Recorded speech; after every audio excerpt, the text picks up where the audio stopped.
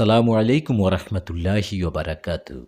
কেমন হযরত আছেন? মুসা আলাইহিস সালামের জীবনে অনেক অলৌকিক ঘটনা বা মুজিজা ঘটেছে, যা কুরআন ও হাদিসে উল্লেখ করা হয়েছে। এখানে তার কিছু উল্লেখযোগ্য অলৌকিক ঘটনা তুলে ধরা হলো।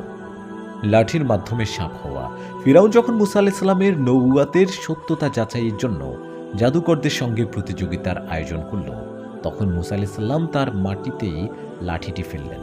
আল্লাহর কুদরতে সেটি একটি বিশাল সাপে পরিণত হলো এবং জাদুকরদের সমস্ত দড়ি ও লাঠি, যা তারা সাপের মতো বানিয়েছিল, তা গিলে ফেলল। ফলে জাদুকররা বুঝতে পারল এটি জাদু নয়, বরং সত্যিকারের অলৌকিকতা, এবং তারা মুসা আলাইহিস সালামের প্রতি ঈমান আনল। সূরা তাহা। নদীতে লাঠি মারার ফলে পথ তৈরি হওয়া। ফিরাউন এবং তার সৈন্যরা যখন মুসা আলাইহিস সালাম ও তার অনুসারীদের ধাওয়া করছিল, তখন তারা লোহিত সাগরের তীরে এসে আটকে গেল। আল্লাহর আদেশে মুসা আলাইহিস সালাম তার লাঠি দিয়ে সমুদ্রে আঘাত করলে তা দ্বিখণ্ডিত হয়ে দ্বাদশ পথ তৈরি হলো, যার মধ্য দিয়ে বনী ইসরায়েল নিরাপদে পার হয়ে যায়, আর ফিরাউন ও তার বাহিনী সাগরে ডুবে যায়। পাথর থেকে 12টি ঝর্ণা প্রবাহিত হওয়া।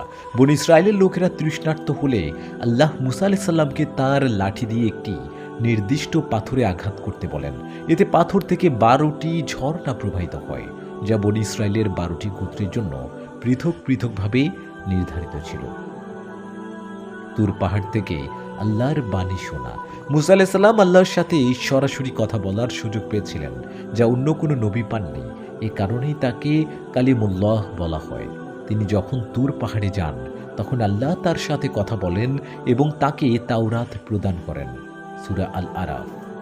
হাতে আলো বা নূর প্রকাশ হওয়া। মুসা আলাইহিস সালাম যখন আল্লাহর পক্ষ থেকে নবুয়াতের দাওয়াত নিয়ে ফিরাউনের দরবারে যান, তখন তিনি তার হাত বগলের নিচে রেখে বের করলে তা উজ্জ্বল আলোর মতো জ্বলজ্বল করতে থাকে, যা আল্লাহর কুদরতের আরেকটি নিদর্শন ছিল। সূরা তাহা। এই ঘটনাগুলো মুসা আলাইহিস সালামের নবুয়াতের সত্যতা প্রমাণ করে এবং ইসলামের ইতিহাসে গুরুত্বপূর্ণ শিক্ষার বার্তা বহন করে।